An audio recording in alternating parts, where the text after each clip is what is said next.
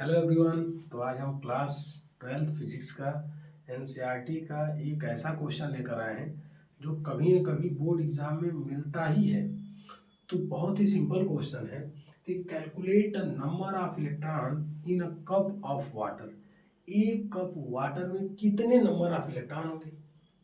Question ही बहुत बेहतरीन है, तो हमें पता होना चाहिए कि एक कप वाटर में जनरली 250 ml 250 ml वाटर आ सकता है।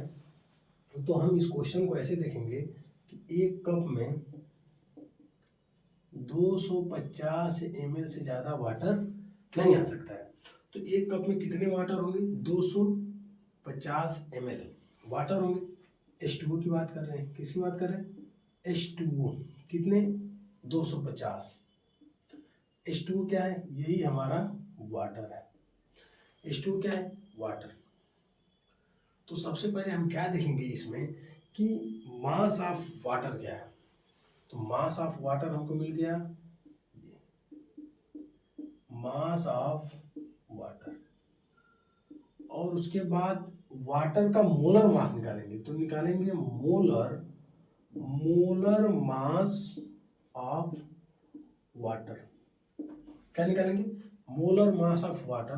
तो मोलर मास जब निकालेंगे H2O का, तो H2O का मोलर मास कितना होगा? इसका 2, इसका 16, 16 प्लस 2 1 इंटू 2 प्लस 1 इंटू 16, तो टोटल आएगा 18 ग्राम पर मोल। ये क्या मिल गया? Molar mass, mass upon mole. ठीक है, ग्राम पर मोल की बात कर दी, 18 मोलर मास हो गया। इसके बाद हमें देखिए दो टर्म मिला है। पहला क्या मिला कि मास ऑफ वाटर कितना है, और दूसरा क्या मिला कि मोलर मास कितना है। अब देखिए molar mass, mass of water, दो टर्म के बाद हम तीसरा टर्म देखेंगे कि नंबर ऑफ मोल्स कितने होंगे। कि number of mole in 250 ml of water कितना है? 250 ml वाटर में कितने नंबर ऑफ मोल्स होंगे। तो हम सबसे पहले क्या काम करेंगे, इसे डिवाइड कर देंगे। किससे? तो नंबर ऑफ मोल्स निकालने के लिए, 250 अपॉन में 80 क्या करेंगे? 250 में 18 से भाग दे देंगे। समझ में आ रहा है? 250 में 18 से हम लोग भाग दे देंगे, तो हमको मिलेगा नंबर ऑफ मोल्स। फिर निकालेंगे नंबर ऑफ मॉलिक्यूल्स। क्या निकालेंगे? Number of molecules. इसको डिवाइड करते हैं तो लगभग 13.89 के आसपास आता है। फिर निकालेंगे नंबर ऑफ मॉलिक्यूल्स इन 13.89 जो नंबर ऑफ मोल्स निकाले हैं। तो इसमें क्या करेंगे, अवोगाड्रो नंबर का मल्टीप्लाई कर देंगे। तो 13.89 इंटू 6.022 इंटू 10⁻24 हम लोग पढ़े अवोगाड्रो नंबर पढ़े, इसका मल्टीप्लाई कर दी, ये मिल गया नंबर ऑफ मोल्स। और टोटल नंबर ऑफ इलेक्ट्रॉन्स कितने होंगे H2O में? टोटल या number of electron in H2O molecules. H2O molecules में कितने नंबर ऑफ इलेक्ट्रॉन होंगे? तो हाइड्रोजन में 2, ऑक्सीजन में 8, टोटल कितने होंगे? 10। तो 10 का हम यहाँ मल्टीप्लाई कर लेंगे। हम यहाँ पे क्या करेंगे, 10 का यहाँ मल्टीप्लाई कर देंगे, तो टोटल नंबर हमको मिलेगा 13.89 इंटू 6.022 इंटू 10 के पावर, ये जीरो इधर बढ़ जाएगा, 25। अब हम निकालेंगे नंबर ऑफ इलेक्ट्रॉन। तो नंबर ऑफ इलेक्ट्रॉन के लिए हम यहाँ पे देखेंगे Q is equal two plus minus NE, जो कि हम पढ़े हैं क्वांटाइजेशन ऑफ चार्ज। Q क्या था? चार्ज था। E क्या था? इलेक्ट्रॉन था। इलेक्ट्रॉन जिसकी वैल्यू होती है 1.6 इंटू 10 के पावर माइनस 19 कूलाम। और Q क्या है? चार्ज। Q क्या है? चार्ज। यह स्केलर क्वांटिटी होता है, स्केलर क्वांटिटी जिसकी यूनिट होती है कूलाम। जिसकी यूनिट क्या है? कूलाम। यम क्या था? नंबर। यम क्या था? नंबर। वो नंबर कौन सा होगा? इंटीजर होगा। नंबर क्या होगा? इंटीजर होगा। n क्या है नंबर, और नंबर होगा इंटीजर।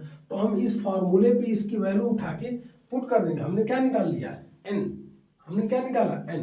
तो q बराबर प्लस माइनस एन ई, तो n की वैल्यू हम इसको पुट कर देंगे 13.89 इंटू 6.022 इंटू 10 के पावर 24 इंटू 1.6 इंटू 10 के पावर माइनस 19। जब इसका मल्टीप्लाई करेंगे तो 8.38 इंटू 10 के पावर 25 ये आता है, और उसके पास 1.6 इंटू 10 के पावर माइनस 19 मल्टीप्लाई कर देंगे तो लिखेंगे 8.38 इंटू 1.6 इंटू 10 के पावर 6। समझ में आ रहा है? अगर चाहे तो हम इनको इसके साथ रख दें, या क्यों बराबर इतना कूलाम मल्टीप्लाई करके रखा जा सकता है, क्योंकि चार्ज की यूनिट क्या होती है, कूलाम। ठीक है, तो हम पिछले लेक्चर में आपको एक डायमेंशन पूछा था कि एप्सिलॉन नॉट की यूनिट क्या होगी। तो एप्सिलॉन नॉट आया कहाँ से, उसको सबसे पहले हम लोग यहाँ पे छोटा सा देख लेते हैं कि एप्सिलॉन नॉट होता है कि जो हम कूलाम्स लॉ पढ़े थे कि F is equal to 1/4 pi epsilon naught Q1 Q2 upon में R का स्क्वायर, ये एप्सिलॉन नॉट था। एप्सिलॉन नॉट को इधर लेके जाएंगे तो epsilon naught is equal to Q1 Q2 upon में R स्क्वायर इंटू F। तो Q1 Q2 चार्ज था, तो कूलाम स्क्वायर पर फोर्स की यूनिट न्यूटन मीटर स्क्वायर। ये हमारी यूनिट मिल गई, किसकी, एप्सिलॉन नॉट की यूनिट मिल गई।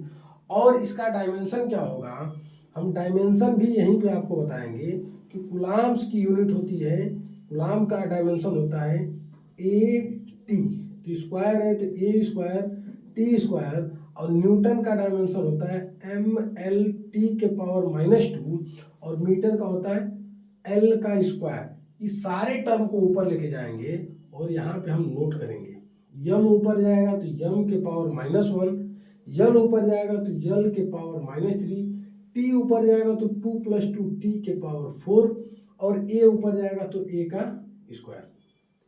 ये डायमेंशन मिलेगा किसका हमको, एप्सिलॉन नॉट। परमिटिविटी, परमिटिविटी की बात किए, इसकी वैल्यू आएगी m के पावर -1, l के पावर -3, t के पावर 4, a का स्क्वायर। ये किसका आ गया, एप्सिलॉन नॉट। तो कल फिर एक कमेंट करके हमें क्वेश्चन का आंसर दीजिएगा, ये एप्सिलॉन नॉट था और what is the dimension of,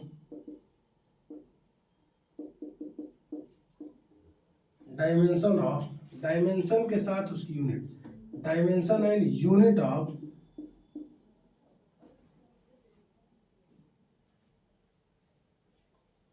epsilon. ये एप्सिलॉन है और ये एप्सिलॉन नॉट है। क्या है, एप्सिलॉन नॉट का हमने आपको डायमेंशन यूनिट बताया। आप कमेंट करके बताइए कि एप्सिलॉन की यूनिट क्या होगी, डायमेंशन क्या होगा। समझ में आया? Thank you.